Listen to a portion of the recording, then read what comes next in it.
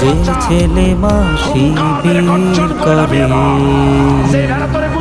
দিন কায়েমের রাস্তা ধরে, যে ছেলে মা শিবির করে দিন কায়েমের রাস্তা ধরে, সে ছেলে মা হয় না কভু জঙ্গি, পাঁচ ওয়াক্ত নামাজ পড়ে কোরআন দিয়ে জীবন গড়ে, চায় সে হতে জান্নাতীদের সঙ্গী।